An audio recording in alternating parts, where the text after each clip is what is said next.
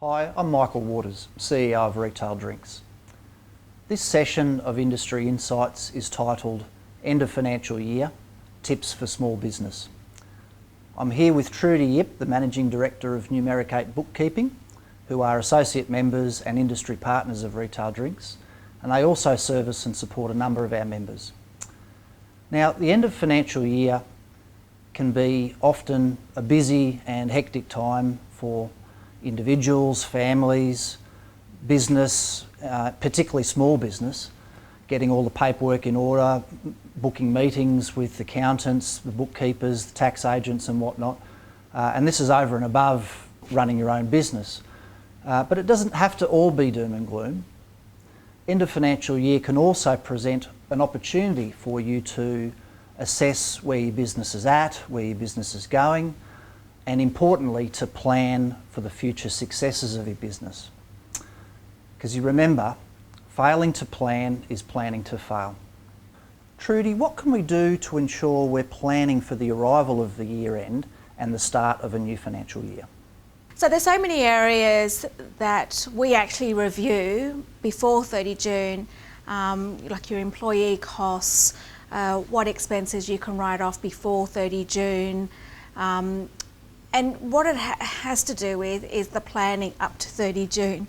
You can't just turn up to 30 June and go, oh, okay, let's look at those expenses in July, because it might be too late. And I'll give you a really good example.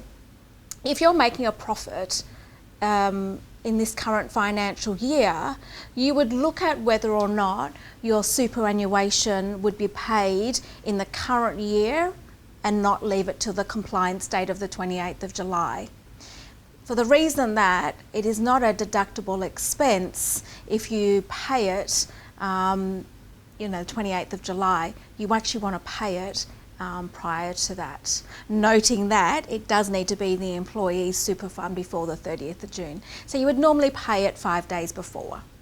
So there's all these things that you would consider.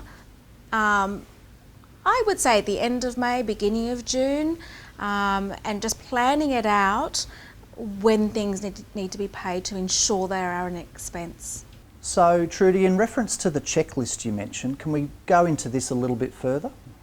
Yeah, so maybe let's start with planning a budget. Now, if you plan your budget ready for the current year, at the same time, there are considerations that you would be thinking or reviewing before the 30th of June. And what I mean by that is you've just got, 11 and a half months of trading. You'll know what your historical numbers are. So then use those to understand what you possibly could be doing for the next financial year. Now, there's two aspects to that. Not only are you doing a budget for next year, but you're also looking at cash flow. So my example, for instance, of superannuation being paid prior to 30 June instead of the 28th of July, that is a cash flow item. So you would be looking at whether or not it's going to affect your bottom line in the bank versus on the P&L. So that the planning of a budget, in my view, is one of the most important documents you could have in business. It drives the sales targets, your margins, your head count. If you're anticipating growth for next year off the back of what you've just presented this current financial year, you'll want to put in place, when are you going to increase your head count to cover the increased revenue, if that's the case. Or it might be the other way around. There might be redundancies coming into play because you're not anticipating the growth. So planning a budget, you should be doing, again, in end of financial year, implement it into your software. The likes of MYOB and Xero are fantastic for that. Once you've done your budget, you've got approval, put it into the system, so then when you're producing your reports, report your budget versus your the actual month, but also do it with the actual month with the anticipated budget. So you can actually see what's going to happen come 30 June next year. So what do you mean exactly by expenses before June 30? So I think the tricky one is the instant asset write-off. People are not understanding how that comes into play. Now, what would happen with, traditionally, you would have equipment, for instance, on your balance sheet. Now, when you've got equipment on your balance sheet, it doesn't hit your P&L. So you're not really understanding your true position because depreciation comes into play, normally. With an instant asset write-off, it means it does still sit on the balance sheet, but what the accountant will do, say it's a $10,000 piece of equipment that's sitting on your balance sheet, instead of a depreciative item of being possibly $1,000 that would come off your P&L, the whole $10,000 would come off your net profit. So, say you were making a $10,000 profit, if you're writing that $10,000 item off your balance sheet, it means then you've actually made no profit.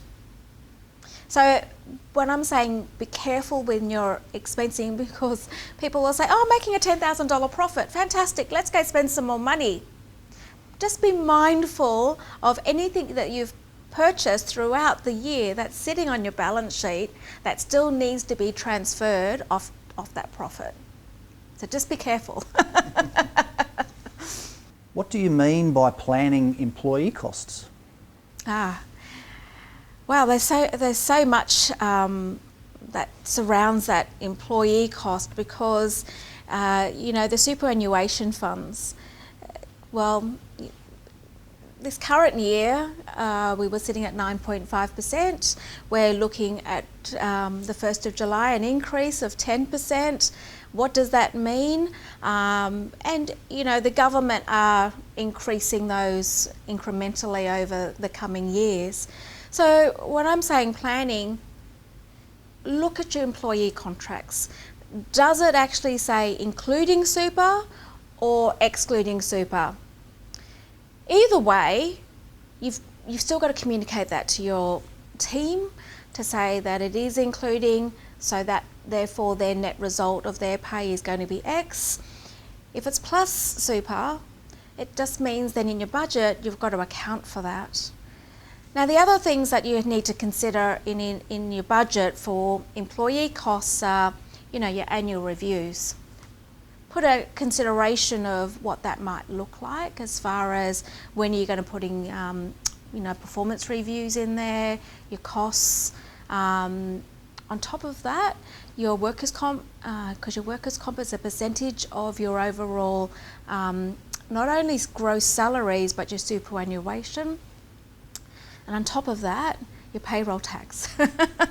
So if you've got payroll tax, you're just going to be mindful of the thresholds. That has changed over the course of the last 12 months. It just keeps moving. We're just got to be mindful. You've got to refer to the ATO to see what those thresholds might be. But again, if you've got increases of gross salaries and supers over the coming year, you would consider not only insurances, but your payroll tax will change as well. So on top of all of that, Fair Work tend to look at the award rates. Traditionally, it will be the 1st of July and sometimes even the 1st of January. So just got to be mindful of if there's any increases to the awards. It's quite easily missed in some cases because Fair Work will look at each award. It's not all awards that get assessed, so we just be mindful of that. Now, again, it comes into budgeting when you're increasing headcount and decreasing headcount. There's all these other things that need to be considered.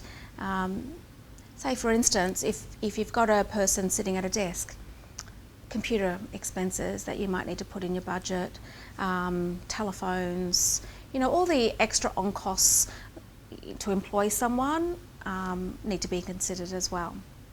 So Trudi, how can this current year's numbers be of benefit in the planning of next year? Okay, so as far as you understand what your sales have been for the last 12 months, now from that you'll understand what your margins are. And what do I mean by margins? Especially your gross margin. You've got your product, you've got your income. Deduct your product from your sale gives you your gross margin.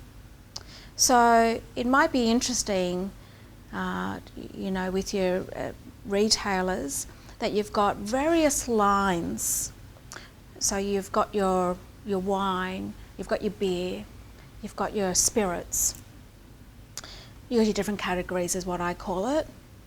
Then if your POS system or your point of sale system is able to identify the categories, you can see what your true margins are against those categories. So for instance, all your wine sales, deduct your wine costs, that'll give you your margin. So then what you can do with your budget is be quite specific around your category lines to what margins you're making. This might in turn make you realise that some of your categories you're not making the margin you should be, therefore you would be reviewing your pricing on your products. I understand that there is quite a bit of recommended retail pricing, I get that, but you might be understating that, so therefore bring it up to where it needs to be. So absolutely you should be able to hone in on what those margins are, and it's an opportunity now to review your pricing by category. So Trudi, what other costs would you be looking to consider within the budget? Yeah, well, all your overhead costs. So the number of things that you would do annually, you would review, is your merchant facility. People tend to forget, they set a rate based on your income, your sales that come through the merchant facility, and all you need to do each year is ring the bank and ask them to do an assessment of it. They tend to reduce your rate if your sales have been increasing each year.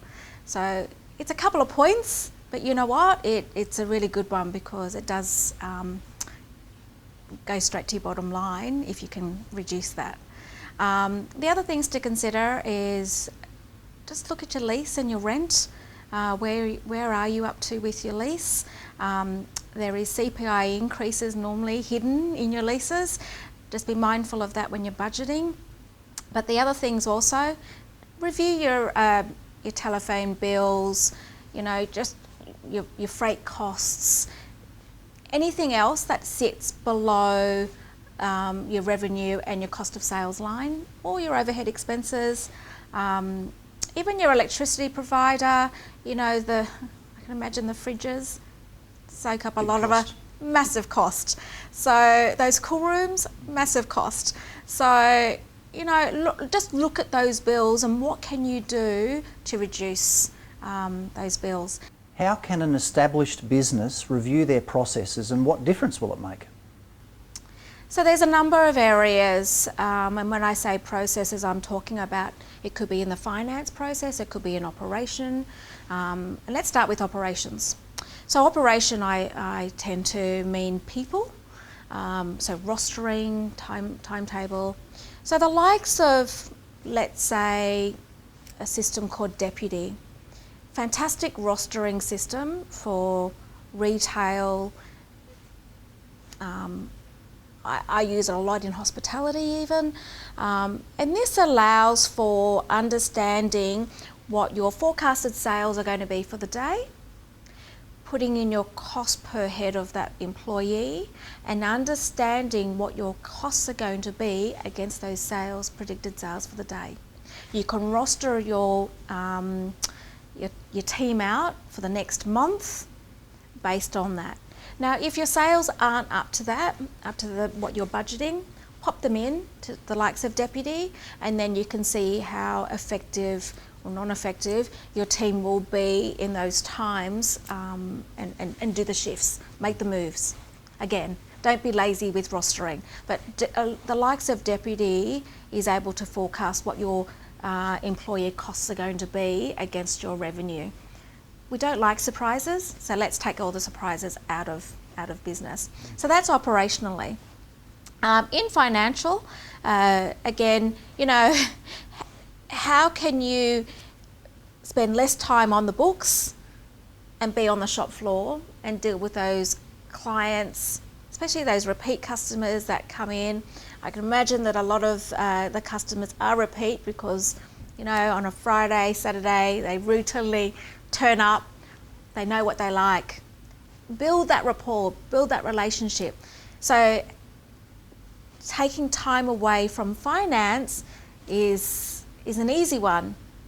And when I say easy, the likes of using a software, I'm sure most people are on some sort of software because you've got a single touch payroll that needs to feed to the ATO, or you've got your BASs or whatever that might be. But look at the other plugins that might actually take away something that you might be doing as a point of sale in the store that might be able to plug in to an accounting software. An example is your point of sale being able to sync into the likes of Xero. Therefore, you're not translating numbers from one system and manually putting them into another system. Just review that process. Is it happening? The likes of something like I've just said, Deputy, or your timesheet, your rostering system. Surely you should be able to review that, get it syncing into the likes of MYOB or Xero, whatever accounting software that is, and then it just means then it takes time away from processing payroll. None of this manual timesheets and then having to data entry. Shouldn't have to do that. Use technology to do that. The other one, the other software that I really like is Dext. If you use Dext, whereby you can just scan a picture of your invoices, then it syncs to your systems, and then allocate it and code it from there. It also allows you to have that document attached to that account. That transaction means then you can refer to it any time, and guess what? It means all your files and paper, you don't need it. Get rid of it. So Trudi, as you know, a lot of our members are casual employees. Vast majority are under the General Retail Industry Award, and in recent years we've seen the introduction of the casual conversion clause and legislation. So I was hoping you could just unpack that a little. So that is really challenging. Wow. It just creates a challenge for the employer, but also we've just got to be careful with the employees' morale around that, because if they're on casual right now, they're getting that casual loading, they're used to that rate. So to then have to change them to permanent part-time, for them it feels like they're getting a decrease of wage. And so it does a couple of things. Not only is it at a numerical perspective, but a morale perspective, because they're feeling like they're getting a chop from their salary. Is that when you're looking at the permanent part-time position for them, they're like, well, why can't I just have that as a bonus or as an increase? Because that casual conversion tends to happen after 12 months, right? The employee has the opportunity to ask their employer, can they be put on as a permanent part-time employee? So to take that casual loading away from them for after 12 months, it's like, wasn't I doing a good job after this time? Can't I just take that as a bonus? If they've been with the business for 12 months, it could also be an opportunity for the employer. Yes, absolutely. Well, I think you just need to reassess your staff throughout the year. You know, when you're a casual, make sure your rostering is casual. You want them working ad hoc various hours. Otherwise it is seen and deemed as permanent part-time if you're getting them to work Monday to Friday, 10 till 2 every day. Why are they casual? You know, so I think throughout the year you were just reassessing it. But one of the things that I've spoken about when you're budgeting anyway is ensuring that your rostering is effective, because you don't want to be lazy with that.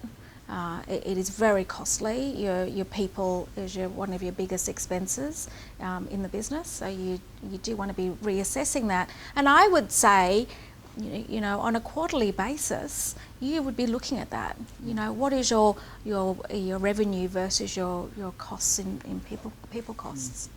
So, but yes, casual and permanent part-time is a challenging issue with employees, because you just want to keep on top of it. So Trudi, how important is stock taking? It's a requirement for end of year, must do a stock take. But the most important thing also on your books is understanding that stock allows you to also check your margins again.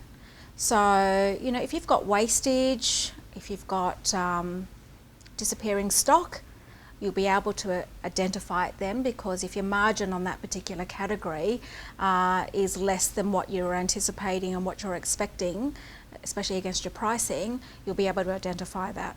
So not only from a compliance perspective, you need to have stock take, because you need to have it as records in your books, because it does make up part of your accounts, but it also allows you to understand your margins on those products as well. Well, that wraps up this session of Industry Insights on today's topic of end of financial year tips for small business. Thank you to Trudi from Numeric 8, great members and partners. We hope that you've gotten some useful information and insights out of this session.